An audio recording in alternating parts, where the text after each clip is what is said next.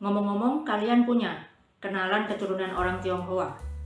Kalian pernah nggak mengamati pilihan profesi mereka? Mungkin sebagian besar dari mereka itu memilih untuk menjadi pedagang. Nah, aku akan membahas lebih jauh tentang alasan kenapa sih orang Tionghoa itu lebih senang berdagang ketimbang profesi yang lainnya berdasarkan buku berjudul Trik Dagang Orang Tionghoa karyanya Safarudin Usman. Buku Trik Dagang Orang Tionghoa ini diterbitkan oleh penerbit Cakrawala, imprint dari penerbit Buana Ilmu Populer atau BIP di tahun 2010.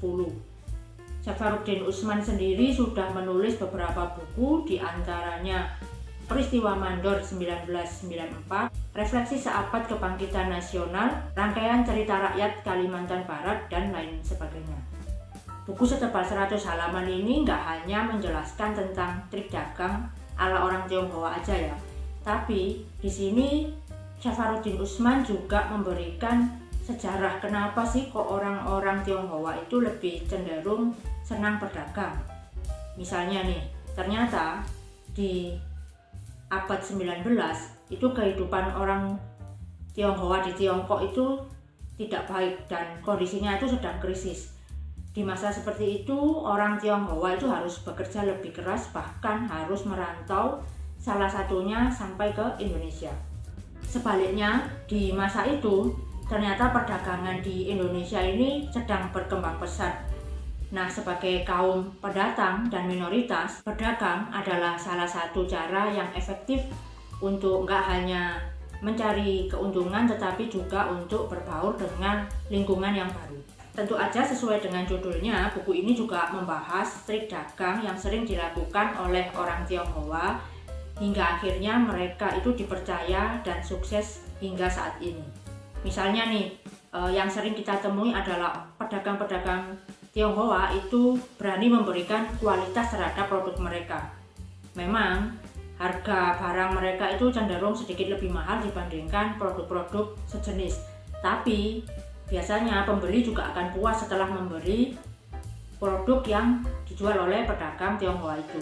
Bahkan kalaupun pembeli itu memiliki budget yang terbatas, pedagang Tionghoa itu tidak lantas mengusir atau memberikan kesan buruk. Justru mereka memberikan pilihan lain kepada pembeli itu, yang mana produk itu memang sesuai dengan budget yang mereka miliki. Kalaupun produk yang dicari oleh pembeli itu nggak ada, pedagang Tionghoa itu nggak segan-segan mengucapkan, coba aja cek di toko sebelah, barangkali ada.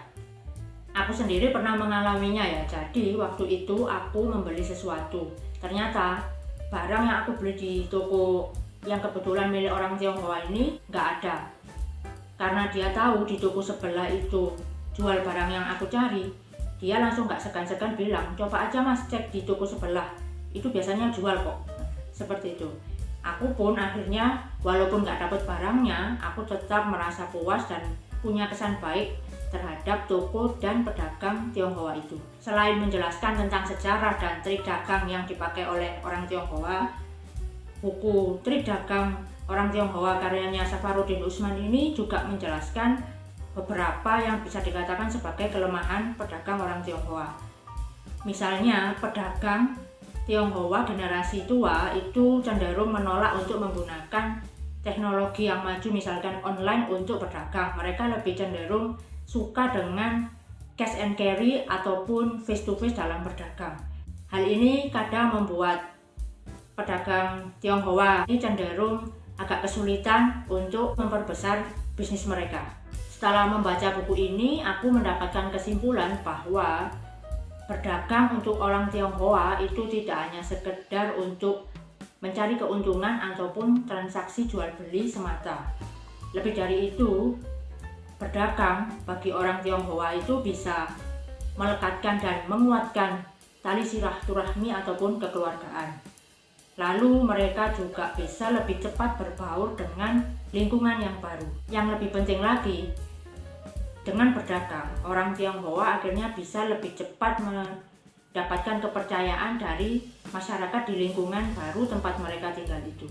Nah, itu tadi reviewku tentang Trik Dagang Orang Tionghoa karyanya Safarudin Usman. Kalau kalian pengen tahu di mana aku mendapatkan buku ini, kalian bisa cek video yang ini. Dan kalau kalian pengen tahu buku apa aja yang aku dapatkan selain buku ini, kalian bisa cek di video yang ini. Semoga reviewku kali ini bermanfaat dan sampai jumpa.